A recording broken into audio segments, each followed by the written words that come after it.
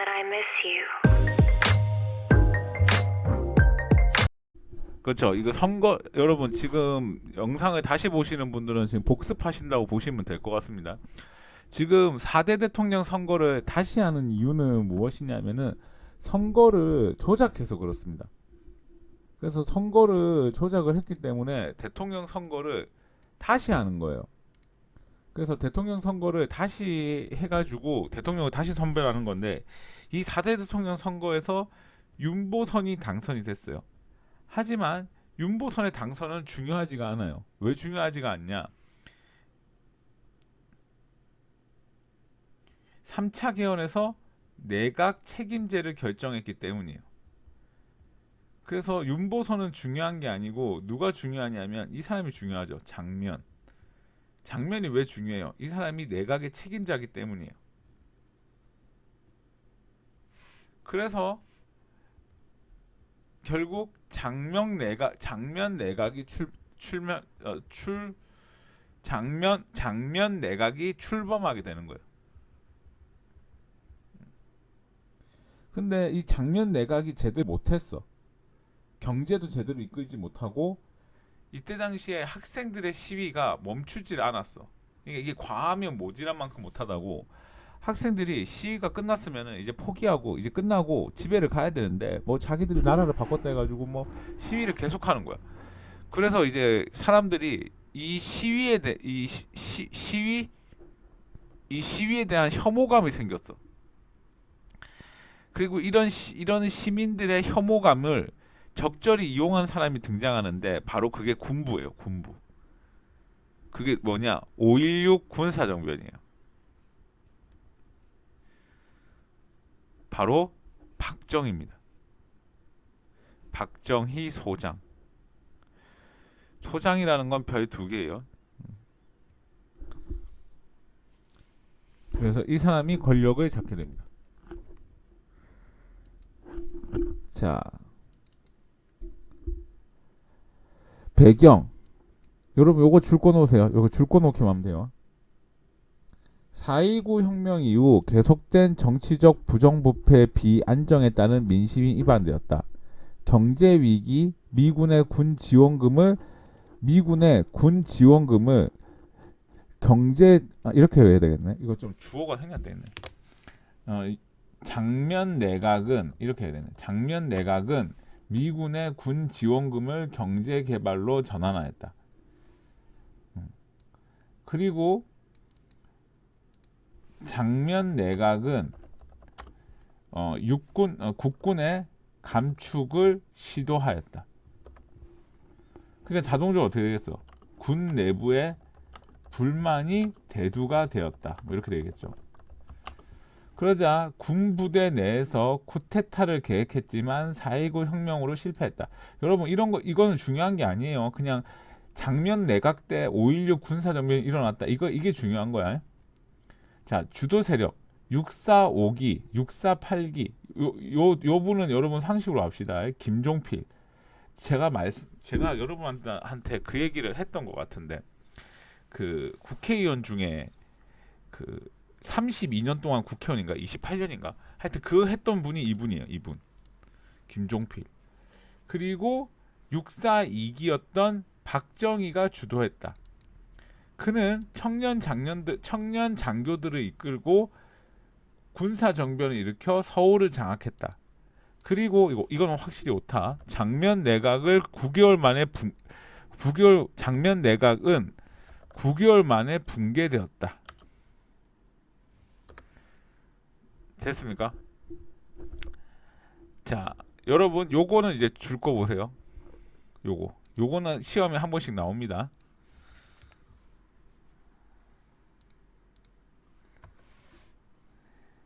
다시 복습해 볼게. 순서가 이래 되는 거야. 4.29 혁명, 허정의 과도 정부,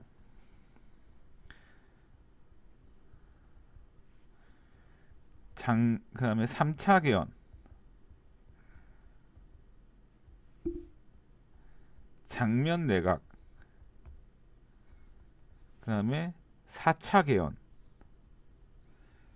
그다음에 5.16 군사 정변. 그다음에 국가재건 최고회의에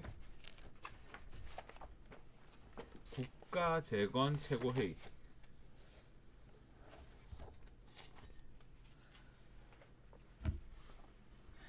국가재건 최고회의 이렇게 되는 거죠. 순서가.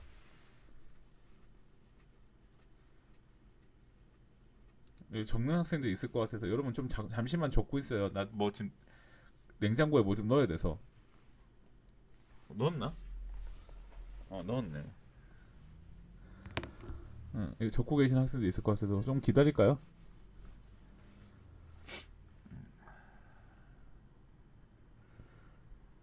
다 적으셨으면 1 누르시면 될 것 같고, 그 어제 뉴스에 보니까 그 튀르키예 사망자가 이제 10,000명, 12,000명을 돌파했더라고요. 참 안타깝습니다. 근데 거의 대통령님이 뭐 자연재해는 어쩔 수 없다, 뭐 이런 식으로 얘기해 버려가지고 거의 일이 커졌는데, 자연재해는 어쩔 수 없는 건 다 압니다. 그래도 말이라도 그렇게 얘기하면 이제 안 되는 거죠. 그리고 어제 보니까 그 지진세를 좀 냈더라고. 지진을 대비해가지고 지진 세금을 좀 걷었더라고. 근데 전혀 그거를 안 뭐 횡령했다는 얘기가 나오고 막 그렇더라고. 그래서 하여튼 뭐 그렇습니다. 자, 요거 활동 봅시다. 자, 요거 3.15 부정선거자를 재조사하였다. 그 학생들 이거 역사학과에서 배우는 일인데, 그 독재자들이 권력을 잡으면 항상 하는 게 있습니다. 뭐냐? 사회 부조리를 조사합니다. 이게 왜 그러냐? 당장 눈에 보이는 효과거든요. 그러니까 그 필리핀에 푸텐 무슨 대통령인가 하나 있었는데, 그 대통령 같은 경우도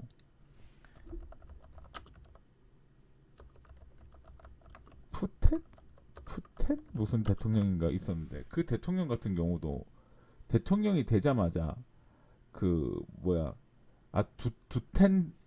두테르테 여러분도 한번 본 적 있을 걸?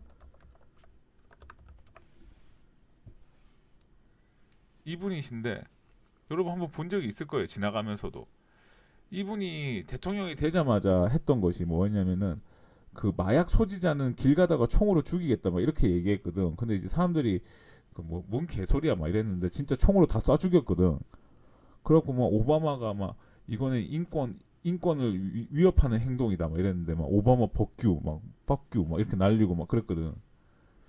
근데 이렇게 하니까 필리핀의 치안이 되게 좋아졌어. 그러니까 필리핀의 치안이 좋아지니까 다시 어떻게 됐겠어? 필리핀 치안이 좋아지니까 사람들이 인기가 올라가. 그러니까 이런 것들이 독재자들이 바로 인기를 얻는 방법이에요.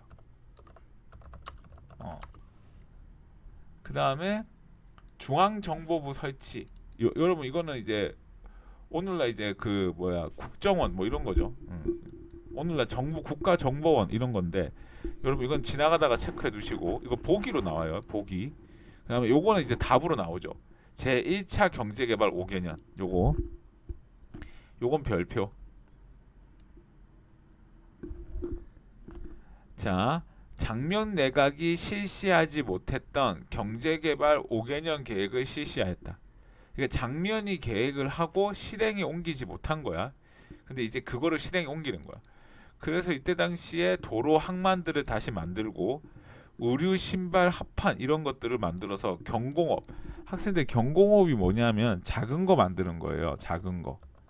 그래서 뭐 예를 들어 선풍기, TV 뭐 이런 거 만드는 거예요. 그래서 이런 거를 만들어서 수출을 했다.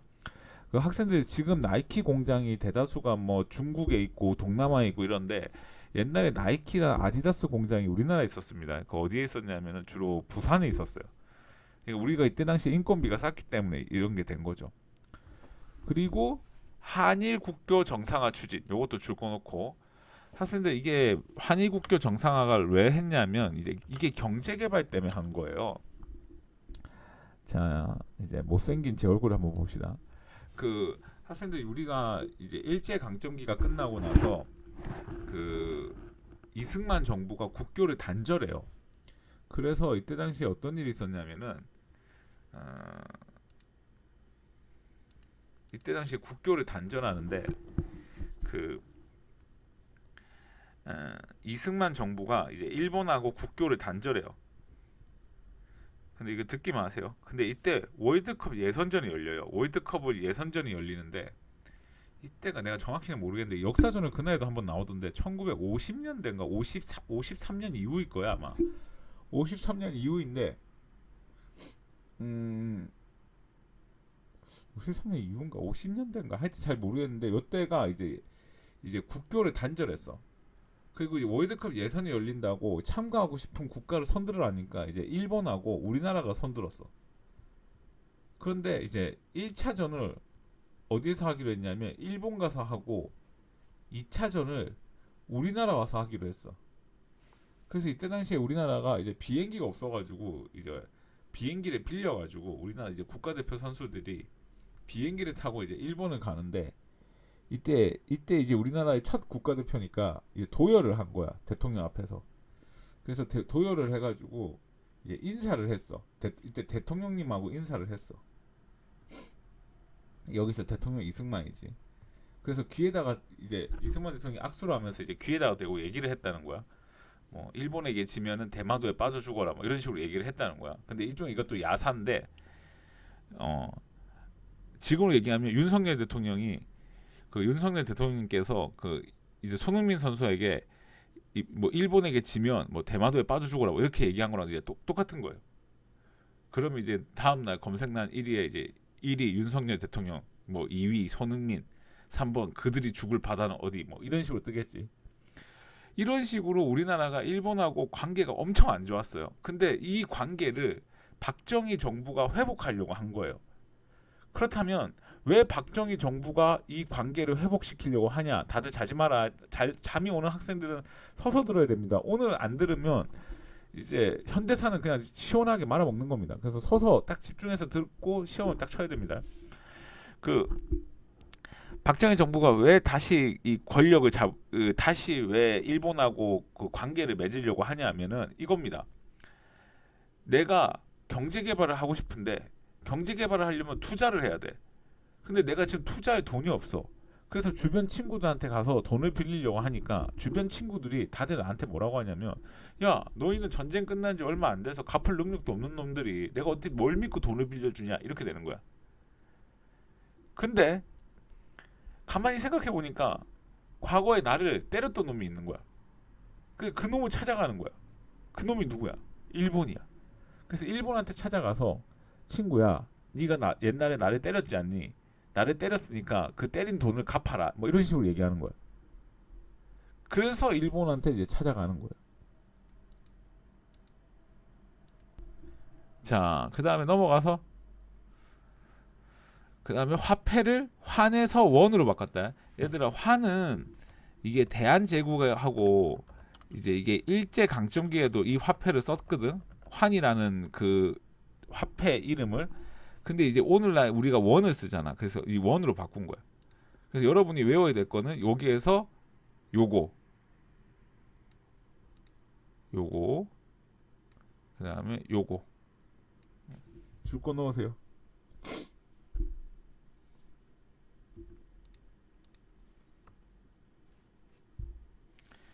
자 그리고 나서 5차 개헌이 이루어집니다. 학생들 시험에 제일 많이 나오는 게 개헌 순서 물어보는 거 시험에 많이 나오는데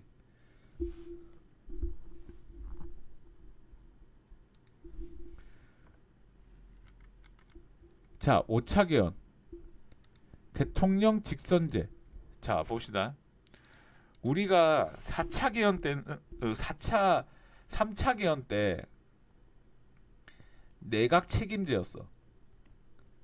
그래서 국회가 권력을 가지고 있었는데 이거를 5차 개헌 때 다시 대통령이 모든 권력을 가지는 걸로 개편했어. 그 이유는 뭐겠어? 대통령이 모든 권력을 가지는 걸로 개편하는 이유는 뭐겠어? 대통령이 모든 권력을 가지는 걸로 개편하는 이유는 바로 본인이 대통령이 되기 위해서지.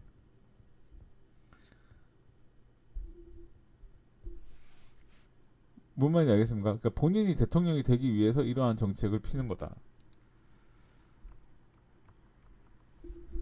자, 그 다음에 넘어가서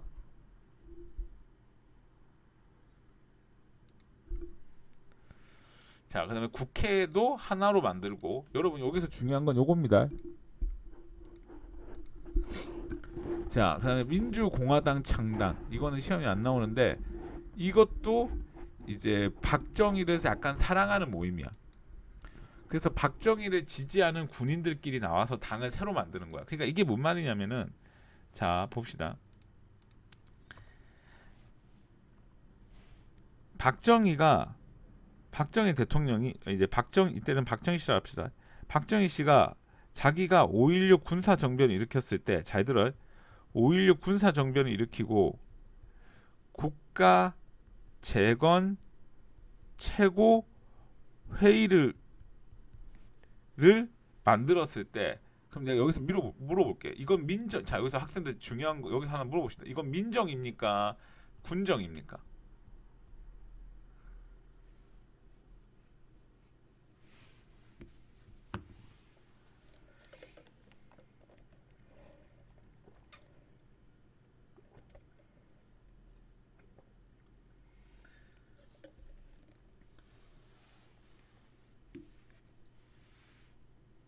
군정이죠, 군정. 군정이죠. 그래서 이 군정인데 이때 박정희가 뭐라고 했냐면 자기가 2년 동안 군정을 하고 국가 권력을 민정에게 넘겨주겠다 이 말이야. 그러니까 자기가 안정화시키고 2년 있다가 넘겨주겠다 이 말이야. 그래서 이때 당시에 많은 지식인들이 박정희 대통령을 이때 당시에 뭐 여기서 지식인들이란 건 교수하고 뭐 소설가, 뭐 문학인들 뭐 이런 사람들이 박정희 대통령을 엄청 찬양했어요. 와 대단하다. 뭐 이렇게 했는데 갑자기 이 사람이 전역을 합니다. 질문. 전역을 하면 이 사람은 군인이야, 민간인이야?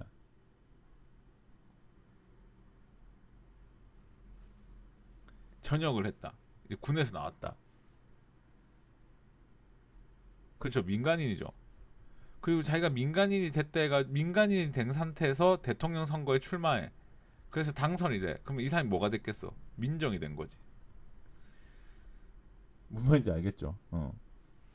요원이 힘내세요. 지금 몸살 났다고 내가 지금 위에서 인제 받네. 야, 이게 결코 쉬운 시험이 아닙니다. 자, 그래서 자기가 대통령 되기 위해서 당을 만드는데 그 당의 이름이 민주공화당이에요. 자, 제3공화국. 자, 여기서부터 봅시다. 5대 대통령 선거에서 대통령에 출마했다. 후보에는 박정희, 윤보선, 허정 이렇게 나왔는데 여러분 다 아는 사람들이죠. 그래서 여기서 누가 이겼다? 박정희가 이겼다. 그리고 국회의원 선거에서도 박정희가 압승을 했다. 그리고 5대 대통령으로 취임했다. 자, 목표 봅시다. 경제 제일주의 정책, 권력 강화, 중앙정보부, 국군보안사, 검사와 검사 경찰을 강화했다. 그 다음에 넘어가서 요거 줄 거나 덕혜옹주의 귀국. 이거 올릴까? 이때 덕혜옹주가 귀국합니다.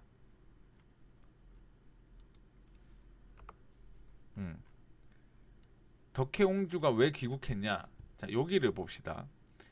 김종필 오하라 쪽지 회담. 여기를 좀 볼게요. 학생들 김종필 오하라 쪽지 회담이라는 게 뭐냐면은 이때 당시에 그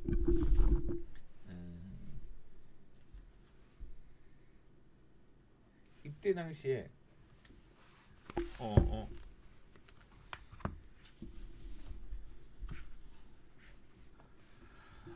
한일 회담이 열려요. 한일 회담. 학생들 지금부터 요거 설명하는 거 좀 잘 들어야 됩니다. 이게 띄엄띄엄 있거든요. 그래서 여러분들이 이걸 이해를 좀 잘해야 돼요. 자,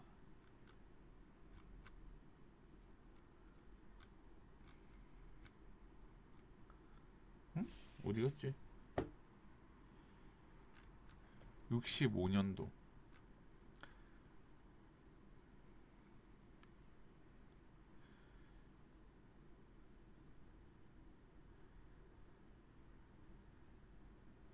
아, 여기 있네. 자, 여러분 이거 좀 필기 좀 해보실래요? 자, 이거를 한일 협정이라고 하는데 1965년도에 있었던 한일 협정이에요. 이 한일 협정을 맺은 이유는 경제 목적이에요. 자, 근데 이게 소문이 이미 났어. 왜 소문이 났냐면 국가 재건 최고 회의에서 이미 일본과 정상화를 하겠대. 한일 국교, 잘 들으세요, 정상화를 추진한대. 그러니까 추진을 하니까 사람들이 어떻게 했겠어? 야, 우리가 어떻게 일본하고 관계를 맺을 수가 있냐? 일본이 식민지에 대해서 사과도 안 했는데. 그래서 이때 사람들이 이제 반대를 해. 그러니까 반대를 하니까 이제 박정희 정부에서 이거를 이제 소위 말하는 이제 무마시키기 위해서 덕혜옹주를 데리고 온 거예요. 덕혜옹주하고, 이 사람이 조선의 마지막 공주잖아. 공주라기보다 옹주지. 아이씨, 뭐 어떻게 해야 되나? 이게 후궁의 딸이니까. 그래서 옹주를 데리고 오고, 여기에 추가로 영친왕도 데리고 왔어요. 영친왕이 누구냐면은 조선의 마지막 세자예요. 이런 사람들을 데리고 오면서 봐라, 우리가 이제 다시 일본과 교역을 하면 이렇게 일본에 가 있는 사람들을 데리고 올 수 있다, 이런 식으로 얘기한 거야. 여원이가 웬 3공화국이라고 하냐면 헌법을 바꾸는 순서에 따라 이렇게 얘기를 하는 거예요. 제가 3공화국이라고 돼 있어요. 야, 이거 5공화국이다. 5공화국. 이거 5다. 5.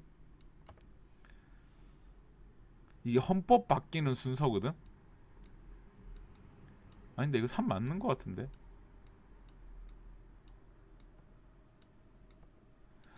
학생들, 이게 뭐냐면은 정치 체제에 따라 바뀌는 거예요. 정치 체제.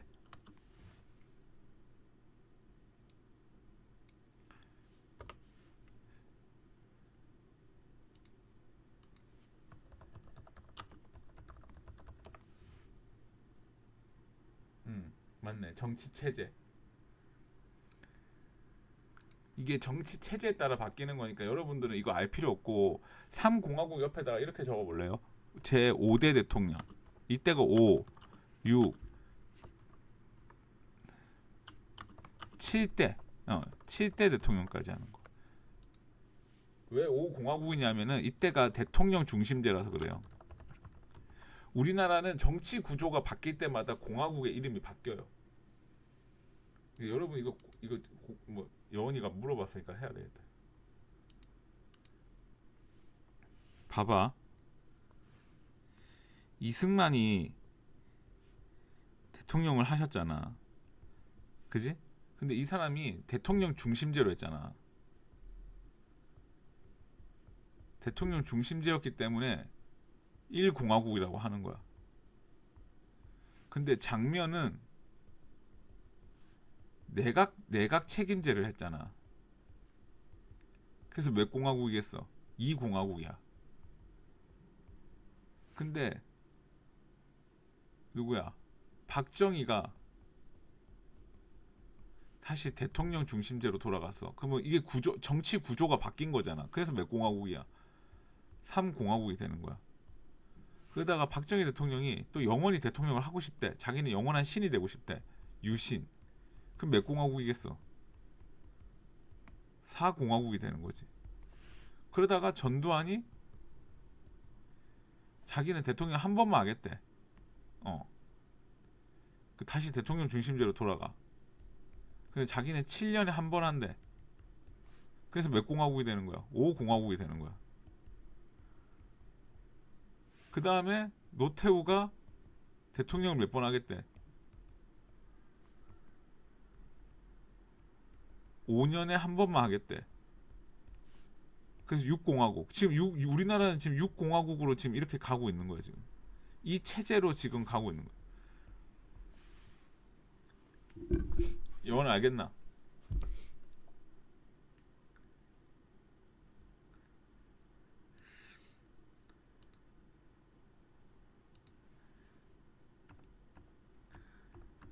자, 어디까지 했노? 자, 이 가운데서 이제 열린 게 김종필 오하라가 쪽지 회담을 하게 됩니다.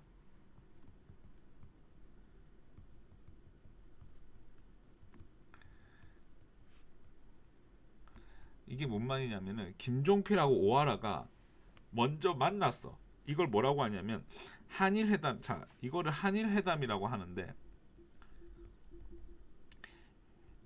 이제 그 누구야?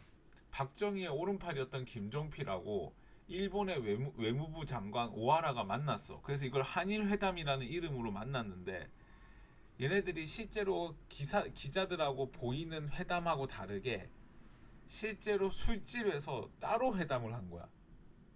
이거 회담이 이중성으로 이면으로 한 거야. 이면. 그래서 이면으로 했는데 이 사람들이 쪽지로 회담을 했는데 술집에서 그 술집에서 회담을 한 게 발견이 됐어요. 이 기자한테. 그러니까 발각이 됐다 해야 되겠지. 그래서 이 쪽지의 내용이 어디에 있냐? 여기에 있는 거예요. 여기. 자, 일본은 대한민국에 3억 달러를 무상으로 지급한다. 근데 지급 명분이 독립축하금이야. 그리고 2억 달러를 유상으로 빌려준다. 민간 상업 차관 1억 달러 뭐 이런 게 있는데 우리가 주목해야 될 건 이거예요. 그러니까 한마디로 너를 괴롭힌 거에 대해서 내가 돈을 주겠다가 아니라 너 독립해서 축하해 해서 주는 거야. 그러니까 간단히 얘기하면 일본이 사과하지 않겠다는 거야. 그리고 약탈 문화재 돌려주지 않겠다.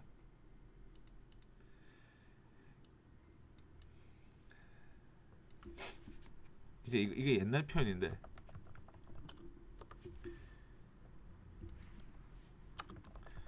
일본군 위안부 문제와 강제징용자 그리고 원폭 피해자에 대한 배상 그리고 학생들 이 제일동포가 뭔 것 같아요. 학생들 제일동포. 그러니까 일제 강점기 때 일본에 넘어가 있다가 못 돌아온 사람들. 이런 사람들은 법적으로 보호를 못 받았거든. 이런 사람들에 대한 정당한 법적 지위를 제대로 얘기하지 않은 소홀히 다룬 채 체결을 한 거야. 간단히 얘기하면 그냥 돈만 받아오는 조건으로 그냥 이런 거를 다 깡그리 무시한 거예요. 그러자 요거 요새 시험에 나온다. 6.3 시위가 일어났다. 그러니까 쪽지가 발각됐으니까 이게 굴욕 외교라고 사람들이 판단을 하고 뭐가 일어났냐면 요새 이게 많이 나오더라. 6.3 시위가 일어난 거야.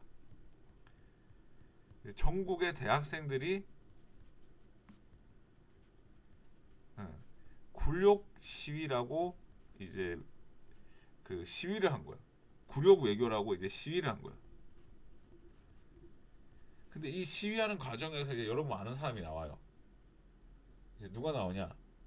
그 누가 나오냐? 아 누구지?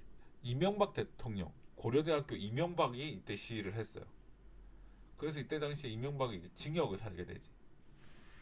그리고 이 대학생들을 진압하기 위해서 정부가 사건을 조작하는데 그 조작한 이름이 인혁당 사건이에요. 그러면 인혁당 사건이 뭐냐면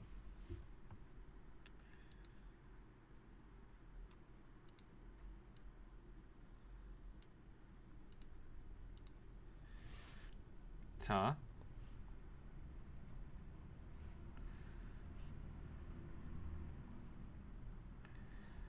남한에 북한 간첩들이 있다 이 말이야. 그 북한 간첩의 이름이 인혁당이야. 근데 실제로 북한 간첩은 존재하지 않았고 이건 정부가 여러 번 표현들 할게요. 정부가 주작한 사건이야.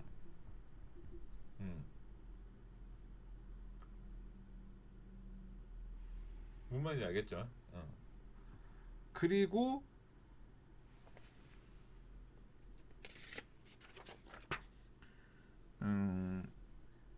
정부가 강경적으로 밀어붙여 갖고 한일 국교는 정상화가 됩니다. 그리고 한일 국교 한일 협정이 이제 체결됩니다. 이렇게 순서가. 근데 여러분 이렇게 공부하면 약간 공무원스러운데, 자, 여러분이 공부해야 될 거 어떻게 공부하냐? 지금부터 잘 봐. 이렇게 공부하면 돼. 일단 한일 협정은 몇 년도야? 자, 한일 협정은 몇 년대예요? 1960년대라고 보면 돼. 다시 한일 협정은 몇 년대라고? 1960년대. 이렇게 공부하고, 이때 보기에 김종필, 오하라, 쪽지 외담 뭐 이런 거 하나 있으면은 아, 요때구나 하나 찍고, 이거를 반대하는 시위가 뭐라고? 6.3 시위. 요거 하나 찍고, 그 다음에 요거 하나 찍고, 그 다음에 뭐 일본의 사과가 제대로 이루어지지 않았다, 뭐 약탈 문화재 뭐 이런 거 하나 나오면 또 찍고, 그지? 그렇게 해서 맺어진 이렇게 했다, 이렇게만 알면 될 것 같아. 이렇게 순서를 자세하게 볼 필요가 없다고. 아, 그 다음에 인혁당. 다시 한번 복습해 볼게. 한일 협정은 언제 했다고? 60년대 했다고. 김종필, 오하라가 쪽지 회담으로 했다. 이걸 반대하는 사람이 6.3 시위고, 이걸 정부가 탄압했다. 인혁당 사건을 조작했다. 그리고 이 과정에서 일본의 약탈 문화재하고 일본군 위안부 문제에 대해서 제대로 거론하지 않았다. 뭔 말인지 아시겠죠?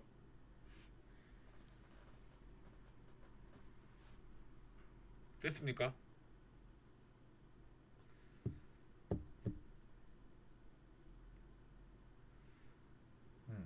왠지 다들 자고 있을 것 같아. 자고 나중에 들을 것 같아. 내가 제대로 편집해 놓을게요. 자, 그 다음 넘어가서, 자, 요거 줄 서독의 광부 파견. 영화 국제시장에 보면 나오죠.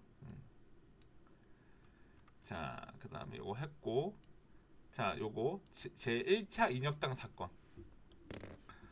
자, 제1차 인혁당 사건을 뭐라고 하냐면은 이제 그 한일 협정을 반대하는 시위를 탄압한 사건.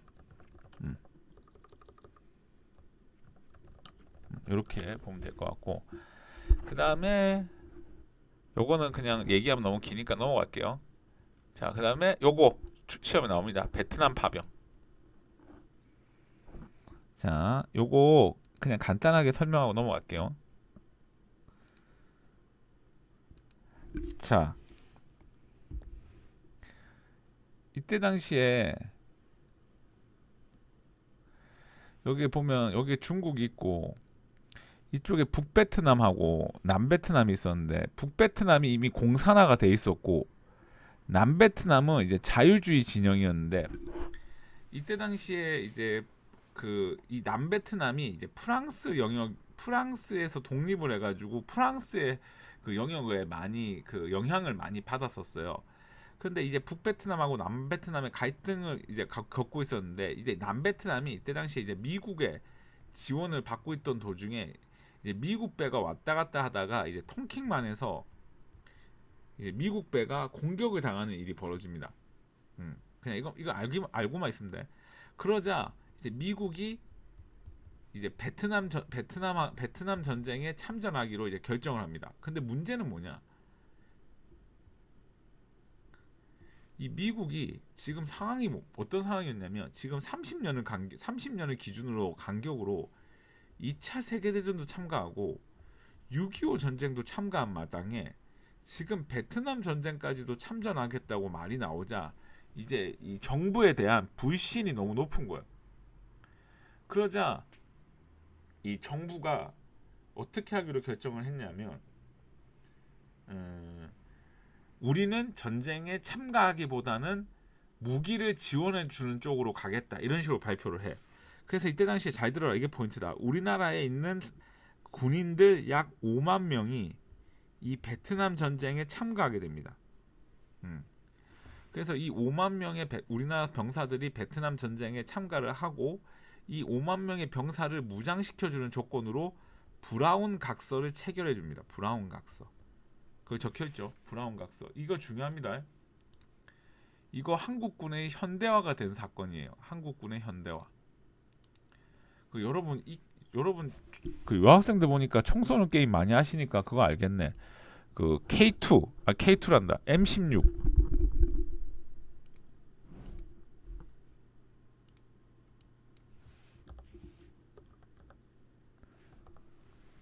아, 이게 자막이 여긴 또 안 나오네. M16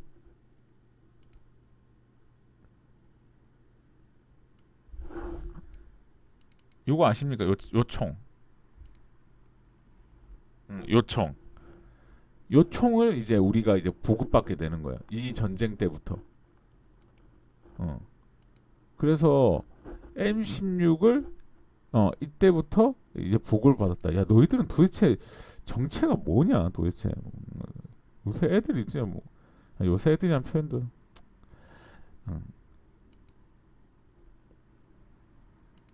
요새 막 MZ 세대라고 막 이렇게 얘기를 하는데 난 그 말도 별로 옳지 않은 말이라고 생각해요. 그러면 여원이하고 너희들은 무슨 세대야?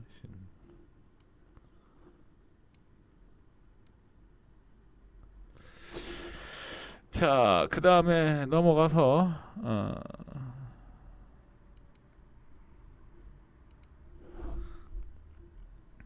자, 봅시다. 브라운 각서 한번 읽어볼게요.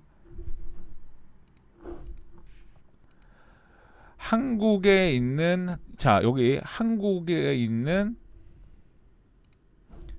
한국군과 현대화 계획을 위해 앞으로 수년을 걸쳐 상당량의 장비를 제공한다. 자, 여기 줄. 여기 줄.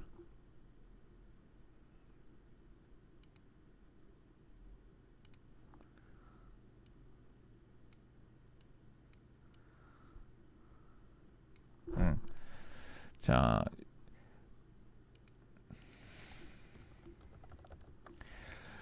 보면 물자를 제공해 준다. 뭐 이런 내용이에요. 간단히 얘기하면. 자, 결과 우리가 참전을 했지만 많은 피해자가 발생했다. 하지만 이 전쟁에 참가함으로써 우리가 뭐 군사 물자를 운반한다든가 뭐 거기에 도로를 설치한다든가 뭐 이런 걸 통해서 우리가 경제 성장을 했어요. 그래서 이 경제 성장을 통해서 우리가 여기에서 벌어들인 돈으로 경부 고속도로를 설치할 수가 있었어요.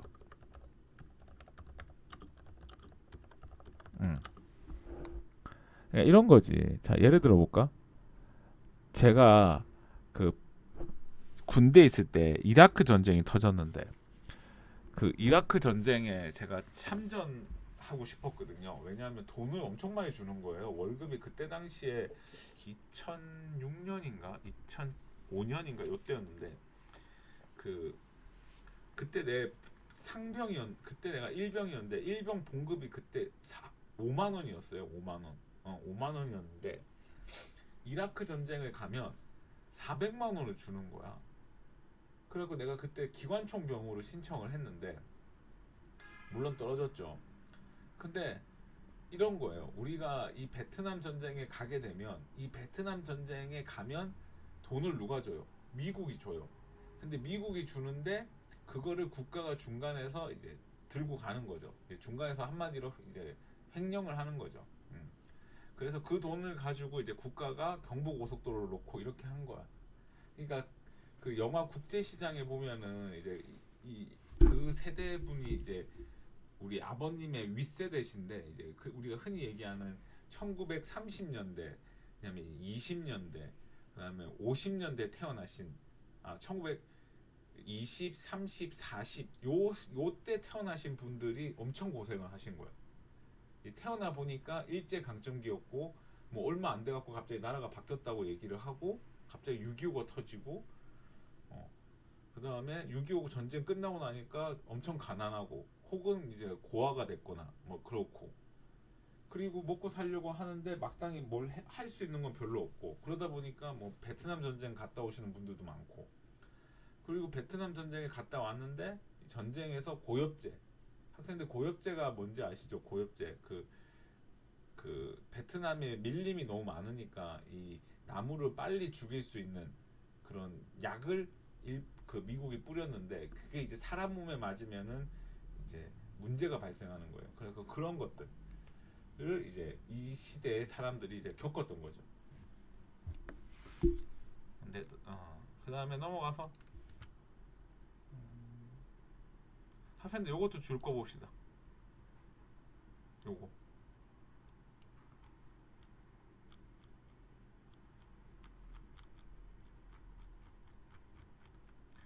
자, 간호사 파견, 그 다음에 제2차 경제개발 줄 거 놓고, 자, 그 다음에 경부고속도로 설치, 요거. 자, 지금부터 제가 얘기하는 거를 잘 들어봅니다.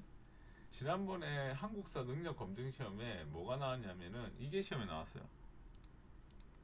자, 여러분 이거 필기 좀 해보세요. 자, 박정희 정부가 시험에 나오면 이렇게 시험에 나왔어.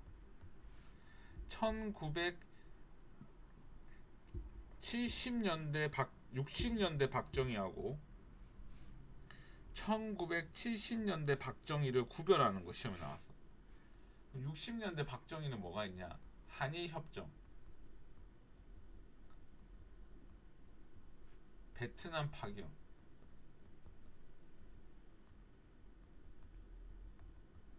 서독의 그 광부, 또 뭐 있노? 간호사 파견, 뭐 이런 거. 그다음에 70년대 박정희는 경부고속도로, 그다음에 새마을 운동, 뭐 운동, 뭐 이런 거 물어보는 게 이제 시험에 많이 나왔어요. 그다음에 유신 체제, 아시겠죠? 자, 그다음 넘어가서 지금 마음이 급하다. 오전 중에 여러분 진도를 이거 다 끝내놔야 오후에 공부를 할 거 아니야.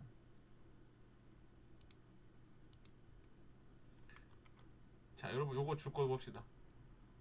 요거 이게 왜 이렇게 됐지? 아, 정말. 요것도 줄 거 놓으시고,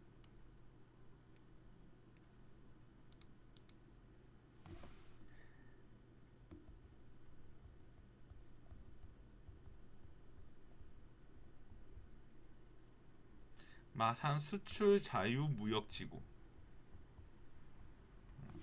사실 이거 지금은 망했는데 뭐 하여튼 뭐 마산이 이때 마산이 전국 경제 4위였으니까 뭐 쓸데없는 얘기지만, 내가 마산 창동 갔을 때 내 기억이 확실하다면 7살 때 성윤이는 창동은 충격적이었어요.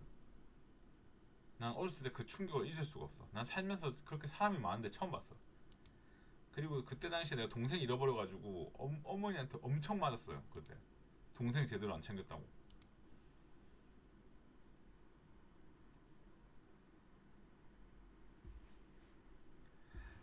한국의 도약의, 자, 결과 봅시다. 이렇게 박정희 정권이 이때 당시에 경제 성장을 했는데, 이때 경제 성장률이 기본적으로 한 7% 정도 됐어요. 학생들 이때 당시에 여러분 학교도 한일 합섬도 이때 만들어지고 막 그랬어요.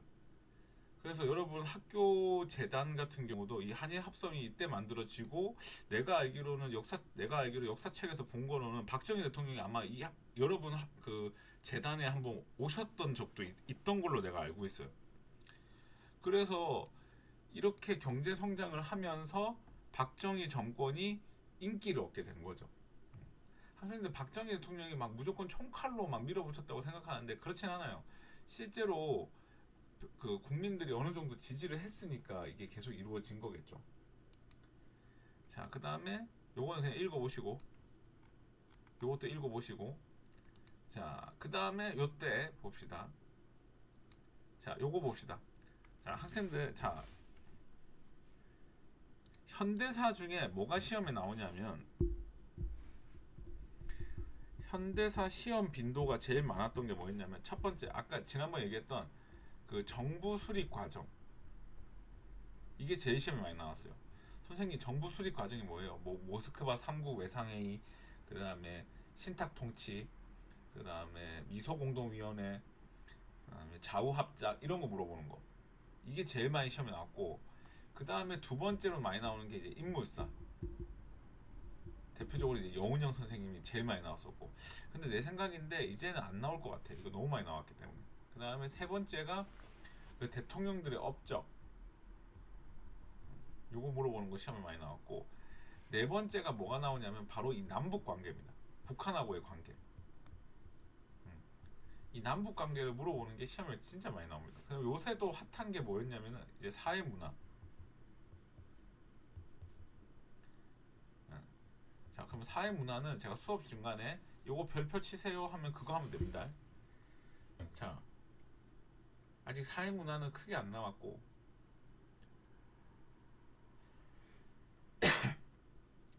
자, 그 다음에 나오는 비중으로는 경제가 나오는데, 우리 경제 했어요. 이승만의 304억. 요거 시험에 나온다 했죠. 그 다음에 우리 박정희도 경제정책 했어요. 박정희의 경제정책 제1차 경제개발, 요거 시험에 나와요. 그리고 1차 개발 때 한 게 뭐 있다고 했어요. 뭐 경부고속, 이거 뭐 1차, 2차 이렇게 구별하는 건 시험에 안 나오지만, 이 경제개발 5개년을 할 때 뭐 경부고속도로 만들고, 수출 자유지역 만들고, 그다음 또 뭐 있노? 뭐 포항 제철소 만들고, 뭐 이런 거. 아참, 그리고 학생들 요거 이때 강남이 개발됩니다. 이때부터 이제 강남이 서서히 개발되기 시작합니다. 그래서 그 재벌집 막내 아들 보면서 난 좀 이해가 안 되는데, 뭐가 이해가 안 됐냐면은, 강남이 개발되기 시작한, 학생들 강남이 개발이 되기 시작한 게 요때고, 강남에서 경기도까지 이제 확장되기 시작한 게 이제 누구냐, 그 전두환 노태우 때예요. 그래서 거기 보면은 그 경기도 분당을 사잖아요. 됐습니까? 그래서 요거를 이제부터 공부를 할게요. 학생들 요게 이제 남북 관계예요.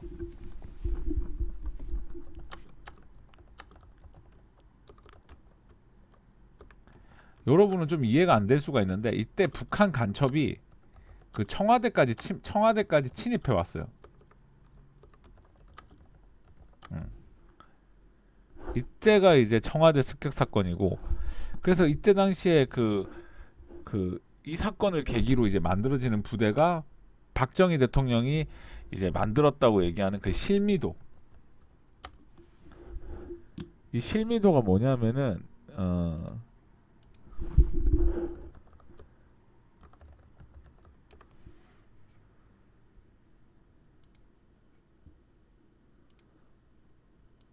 요거 이게 특수부대거든요. 이게 사형수나 혹은 흉악범들을 모아놓고 이제 그 김일성을 죽이면 너희들을 풀어주겠다, 뭐 이런 거였어요. 근데 이 부대가 이제 나중에 해체가 되게 되죠. 그리고 여기에서 이제 안성기 그 선생님이 유명한 대사, 날 쏘고 가라, 뭐 이런 거. 그다음에 뭐 비겁한 변명입니다, 뭐 이런 거. 여러분들 알란가 모르겠다. 그다음에 푸에블로우 납치 사건, 이것도 남북 관계인데. 자,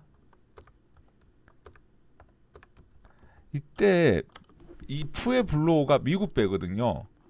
이 미국 배가 그 북한 영해 주변을 이제 이 정탐을 하다가 북한한테 납치가 돼요.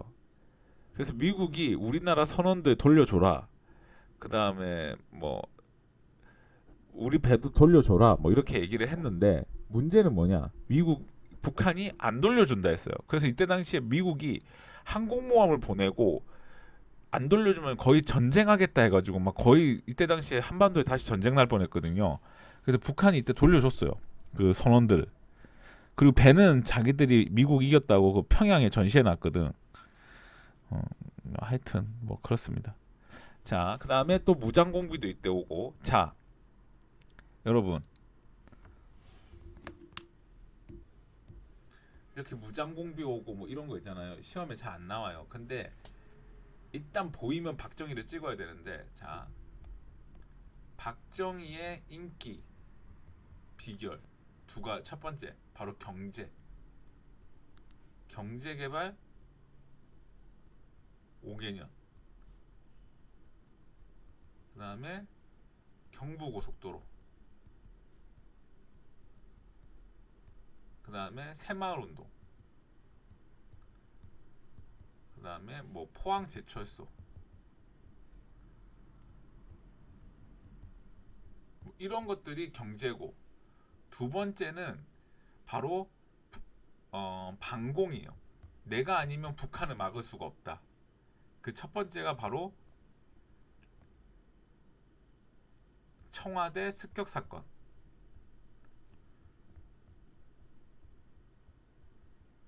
그 다음에 두 번째가 푸에 불러온 납치 사건.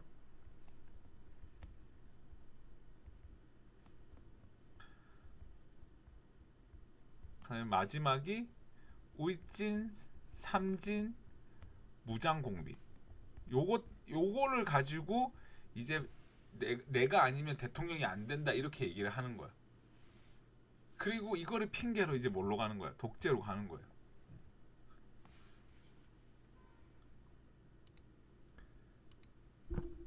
자, 그 다음에 요거 시험에 나옵니다. 국민교육헌장. 아침에 이거 외워야 돼요.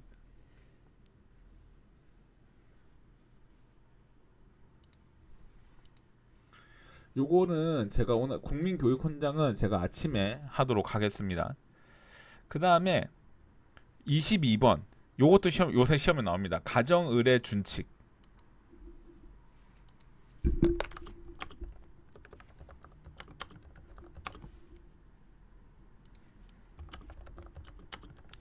학생들 요새 뭐 여러분은 어떻게 생각하시는지 모르겠는데 저희 집은 제사를 안 지내요. 그냥 가족들끼리 모여서 밥 먹고 그냥 뭐 기도나 하고 이렇게 끝나요. 근데 옛날에는 그 제사를 또 크게 하시는 분들도 있잖아요. 옛날엔 더 했거든. 그래서 이렇게 제사를 많이 지내는 거가 합당하지 않다 해가지고 정부에서 허례허식을 중지시키는 그런 법안을 만들었어요.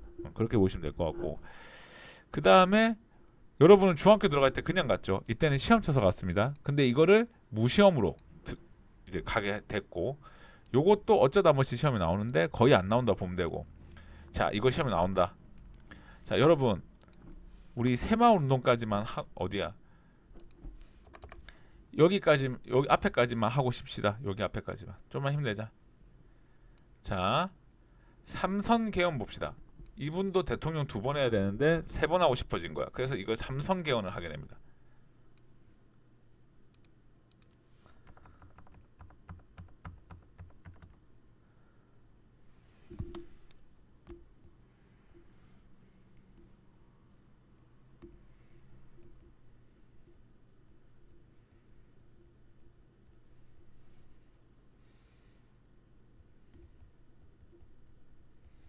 다른 말로 이거를 뭐라 한다?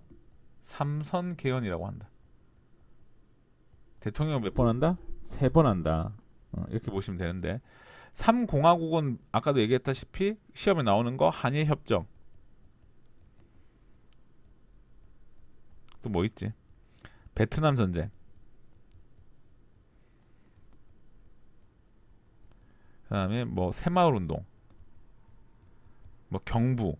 뭐 이런 것들이 이제 시험에 나온다면, 6차 개헌은 대통령을 이제 2번에서 3번 할 수 있게 고치는 거야. 내가 봤을 땐 박정희 대통령 여기까지만 했으면 진짜 영웅이 되었을 것 같은데, 여기에서 더했기 때문에 이제 이분이 이제 문제가 된 거지. 자, 여러분은 이렇게 하면 돼요. 6차 기여는 몇 번? 3번 하는 거다. 넘어가서 그 다음에 새마을 운동 봅시다. 새벽종이 울렸네. 뭐 이렇게 나오는 노래가 있어요. 학생들 새마을 운동을 잘못 알고 있는 학생들이 상당히 많던데, 새마을 운동이 그냥 잘 사는 거다 이렇게 많이 알던데요, 학생들. 새마을 운동은 자 봅시다. 어떤 개념이냐면 우리가 경제 개발 5개년을 실시하면서 농촌에 사람들이 농촌에서 도시로 가는 이촌 향도 현상이 많이 일어났어요.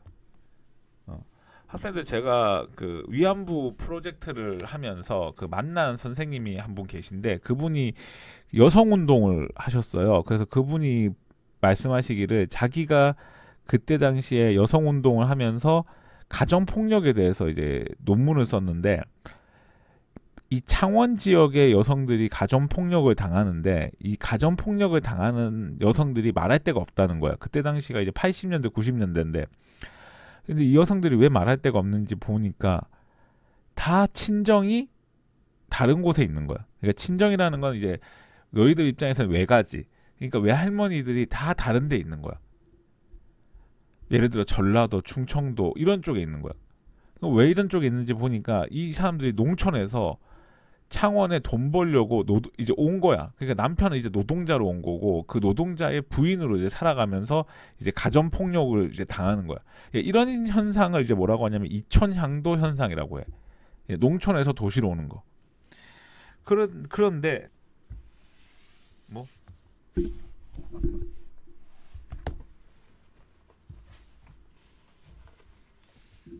그런데 그렇게 하다 보니까 어떤 문제가 생기냐면, 농촌이 너무 개발이 안 되고 너무 인구가 부족해지는 현상이 발생해. 그래서 새마을 운동은 이 농촌을 개발하는 거예요. 새마을 운동은 어디를 개발하는 거다? 농촌을 개발하는 거다. 이렇게 보시면 될 것 같습니다. 자, 그 다음 넘어가서 참, 새마을 운동 있지 않습니까? 요 밑에다 하나 적어 볼래요? 새마을 운동. 여기다 뭐라고 적냐면 이렇게 적으세요.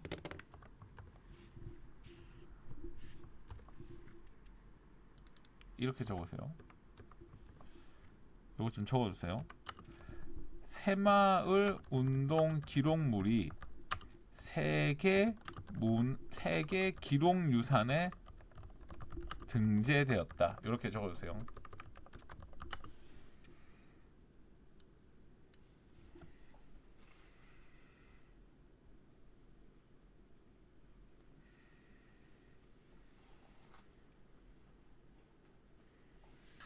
됐습니까? 자, 그 다음에 넘어가서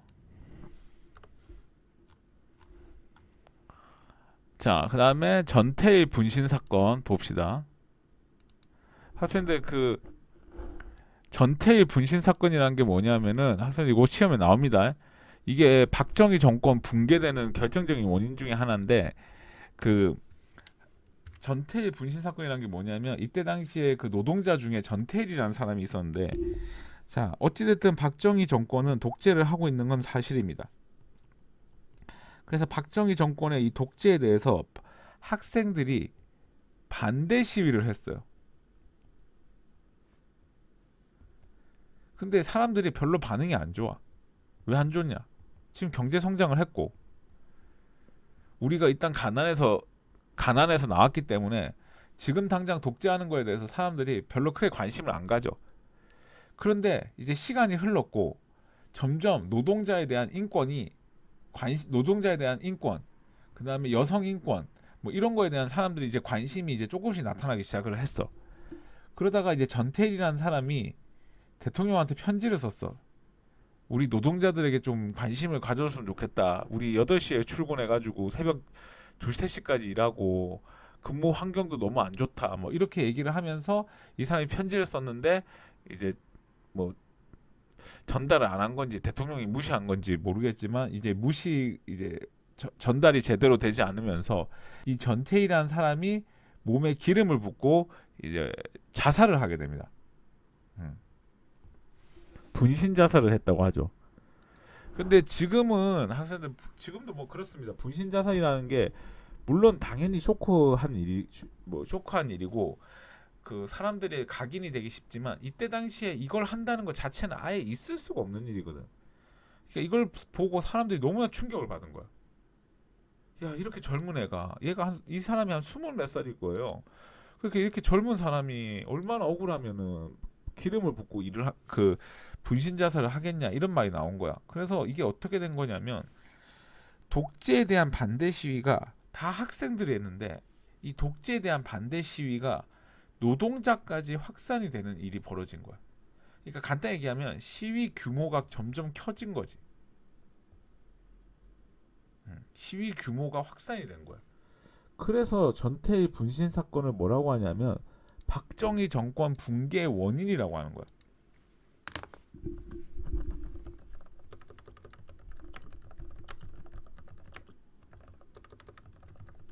원인이라고. 자, 그 다음에 7대 대통령 선거 볼게요. 학생들 7대 대통령 선거는 그냥 지나가면서 합시다. 자, 이제 대통령 선거 3번. 이제 3번 대통령 선거입니다. 이게 대통령 선거는 이제 이때가 이제 박정희의 세 번째 대통령 선거예요. 근데 이 선거에서 어떤 일이 벌어졌냐면은 질 뻔했어요. 김대중한테 질 뻔했다고. 전라도에 있는 김대중한테 질 뻔했다고. 그래서 이때 당시에 이제 겨우 당선이 되면서 박정희는 고민을 하게 된 거야. 아, 사람들이 더 이상 나를 좋아하지 않을 수도 있구나. 그리고 이제 주변에서 꼬드기는 거야. 뭐 각하 아니면 안 됩니다. 이러면서 이제 독재로 가게 되는데 이제 그게 유신 체제. 이렇게 보면 됩니다. 학생들 현대사 제가 많이 이렇게 적어놨지만 굳이 이렇게 많이 적어놓은 거를 볼 필요 없고 그냥 간략하게 이렇게 요거 줄 거세요, 요거 줄 거세요 이렇게 공부하시면 돼요. 그리고 공부하실 때 어떻게 공부하면 되냐면 박정희 정권 때 뭐 있었어? 응, 새마을 운동 이러면 돼요. 아시겠죠? 박정희 정권 때 무슨 일이 있었어? 응, 새마을 운동 뭐 이렇게 공부하시면은 충분히 문제를 풀 수가 있습니다. 학생들 제가 같이 문제를 좀 풀어봤으면 좋겠는데 여러분 많이 피곤하죠? 여러분 많이 피곤할 겁니다. 지금 여러분 컴퓨터 자격증도 따고 지금 뭐 이것저것 한다고 여러분들 너무 많이 피곤할 것 같습니다. 제가 봐도.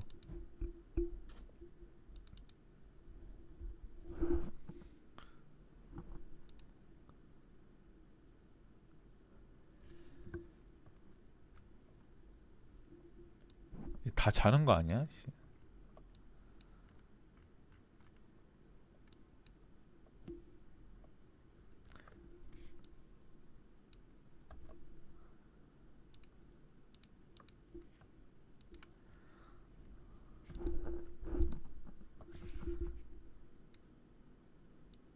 문제 두 문제만 좀 풀어봅시다.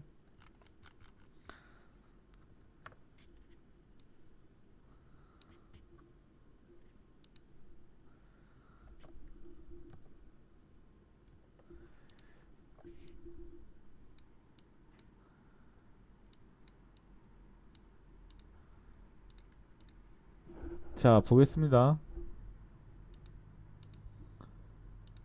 자, 요거 풀어보세요.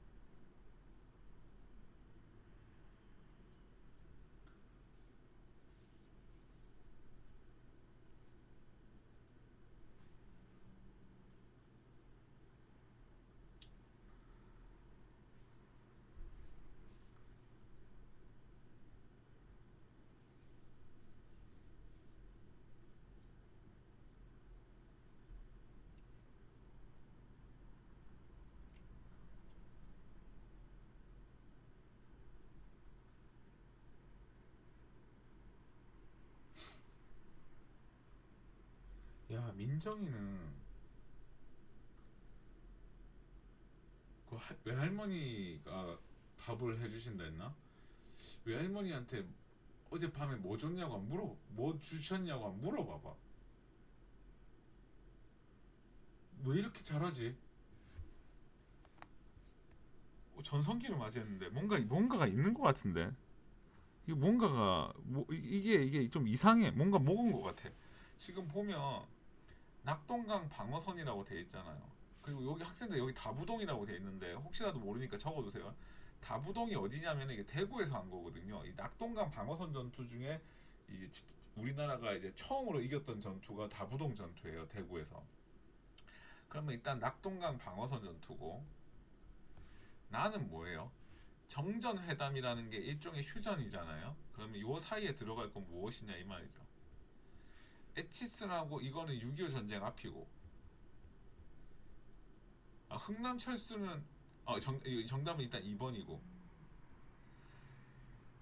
1번하고 3번은 6.25 전쟁 앞이고 한미 상호 방위 조약은 나 뒤고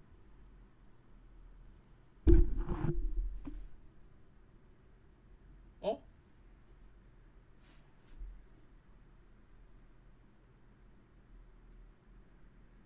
2번, 5번 중에 하나인 것 같은데?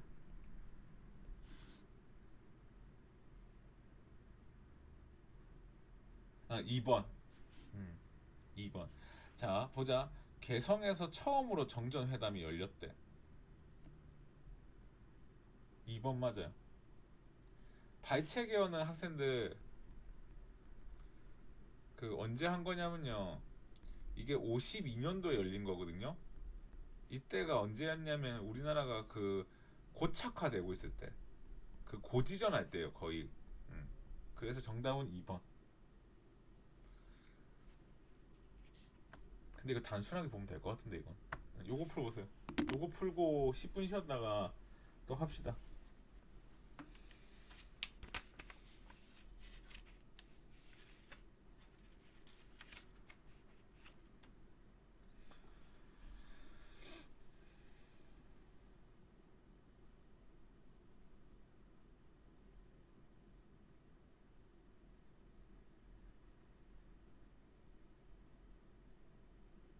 그렇죠. 1번. 민정이 전성기를 맞이했네. 이게 이제 박정희. 이게 이승만. 이거 김영삼. 노무현. 김영삼. 현대사는 어떤 느낌인지 알겠죠? 딱 보고 딱 찍고 딱 보고 딱 찍고 이런 느낌이에요. 어 35분부터 다시 진행하도록 하겠습니다.